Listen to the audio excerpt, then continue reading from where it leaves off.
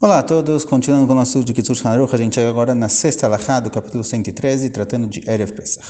Fala o Kitzur Shulchan Aruch na alahá vav, Abechorim ben bechor leav ben bechor leem, mitanim berev Pesach, afilu chal berev Shabbat. Todos os Bechorim, todos os primogênitos, devem jejuar no dia que antecede Pesach, em Erev Pesach. Tanto o primogênito do lado do pai, quanto o primogênito do lado da mãe. Ou seja, se o pai já foi casado e tem outros filhos, e ele casou pela segunda vez e é o primeiro filho da esposa, ou o contrário, a esposa tem filhos do primeiro casamento e é o primeiro filho do marido, nesses dois casos ele é chamado de Bechor, com relação ao nosso assunto, com relação à nossa questão, e nos dois casos ele deve jejuar, mesmo que ele não é Bechor dos dois lados, se ele é Bechor, se ele é primogênito ou do pai ou da mãe, já é obrigado a jejuar. Isso é válido somente para homens, somente homens jejuam. Tem quem diga que mulheres devem jejuar também, mas a maioria dos posquim escrevem que somente homens devem jejuar. O motivo desse jejum é em lembrança a Makat Bechorot, a última das pragas, a praga da morte dos primogênitos. Naquele momento, a priori, os primogênitos judeus também deveriam ter morrido, mas a Kadosh Baruch Hu salvou eles, em lembrança a esse milagre, a salvação que eles tiveram. Se costuma jejuar no dia que antecede Pesach. Aqui o Kitzur Shulchan Aruch traz que se jejua mesmo que é Erev Shabbat, porém o costume é que se Erev Pesach cai Erev Shabbat, ou seja, o Seder de Pesach é feito Shabbat à noite, muitos costumam antecipar o jejum para quinta-feira. וגם הבא אחר נפלים צריך להתענות, mesmo que a mãe tenha, por exemplo, tido alguns abortos, a primeira criança que nasceu viva, ele é considerado o Bechor, ele é considerado primogênito e deve jejuar também.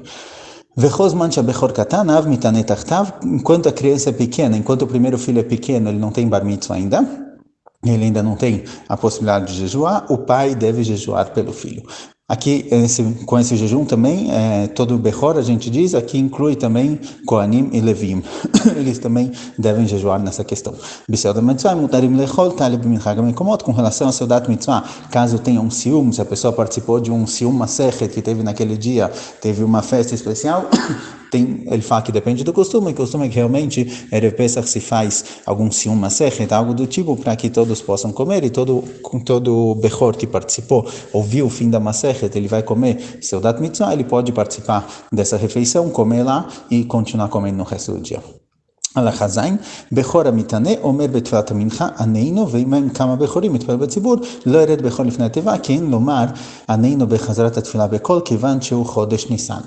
O Bechor que está jejuando, na hora da tefilá de Minchá, de acordo com o costume ashkenazi, somente Minchá, o costume esfaradi, Shacharit e Minchá, ele faz a tefilá de Aneino, que aparece na Amidá. A grande maioria dos Bechorim costumam não fazer esse jejum, até porque às vezes vai chegar cansado, vai chegar com muita fome no seder, vai querer fazer a Agadá mais rápido, então muitos costumam não jejuar, mas caso ele sim esteja jejuando, ele tem que fazer a tefilá de Aneino na Amidá. Quem estiver rezando com o Tzibur, o Bechor não deve ser o Shaliach Tzibur, não deve ser o Hazan, porque ele não vai poder fazer Aneino, já que a maioria das pessoas não está jejuando e o mês de Nissan não se costuma jejuar de forma geral, então aqui nesse caso ele não vai poder fazer Aneino, então não é bom que o Bechor seja Hazan. הלכה ח' המהדרין אופים המצות של מצווה בערב פסח אחר חצות היום שהוזמן הקרבת קורבן פסח. Traz aqui o Kitzur Shulchan Aruch, costume de preparar a matzah justamente Erev Pesach, depois de Chatzot Hayom, depois da metade do dia, já a próxima noite do Seder, que era o momento no qual se fazia o Korban Pesach, em substituição ao Korban Pesach que a gente não tem hoje em dia, tem um costume meadrin especial de fazer as matzot nesse momento. Porém, por outro lado, esse é um momento em que tem um lado mais rigoroso que não se deveria fazer matzah, pelo risco de um pouquinho de hametz estar misturado. Às vezes, quando estou preparando a matzá, geralmente se mexe toda a massa para que a massa não fermente, mas se um pedacinho da massa não foi mexido, não foi movimentado e acabou fermentando, o que acontece nesse caso? Então, de forma geral, quando a matzá é preparada antes da proibição do hametz, esse pedacinho de massa que fermentou se mistura com o resto da massa, ele se anula perante o resto da massa e fica permitido. Porém, quando é Erev Pesach, quando já está próximo de Pesach, caso um pedacinho da massa fermente e vire hametz, a gente viu que em Pesach tem uma lei especial com relação ao hametz, que ele não se anula mesmo que ele esteja misturado com um valor 1000 vezes maior do que ele. Então, preparar a matzah Erev Pesach, já depois do momento da proibição do hametz, existe aqui um cuidado especial. Existe um risco que muitos preferem não fazer isso, porque caso um pedacinho da massa vire hametz, ele não vai se anular perante o resto da massa, e aí vai ter hametz misturado com a matzah. Então falo que Shulchan Aruch, de acordo com esse costume de sim fazer a matzah Erev Pesach depois da metade do dia, próximo à noite do Seder, no momento de Korban Pesach, o que se faz?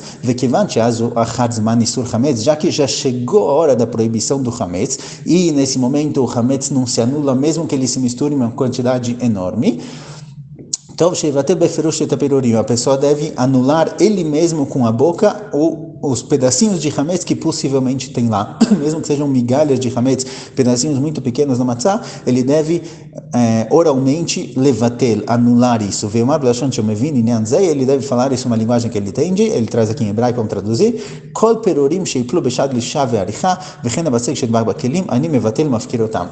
Todo perur, toda migalha de hametz que tenha talvez aqui misturada, que ficou na bacia, que ficou na preparação, que prendeu na massa ou qualquer coisa do tipo, eu estou anulando completamente, estou abrindo mão dele e não é meu, não quero esse hametz.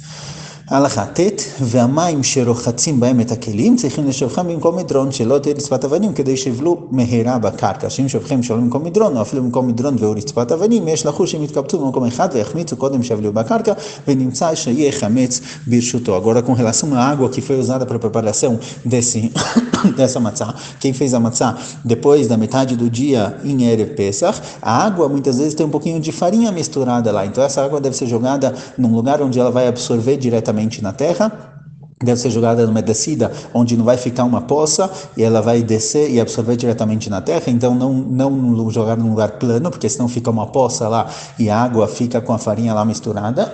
Também não jogar num lugar onde tem pedras, porque aí a água também não vai ser absorvida. A ideia é jogar água num lugar onde ela vai ser absorvida diretamente na terra e não vai chegar a fermentar, mesmo que tenha um pouquinho de farinha misturado com água. Então essa água que foi usada para preparação, a água depois que usaram para limpar os kelim, limpar os utensílios, a bacia, etc., ela deve ser jogada fora para que a pessoa não tenha nenhum tipo de hametz em Pesach. Com isso a gente termina o nosso capítulo. Bezrat Hashem, seguiremos em frente em breve.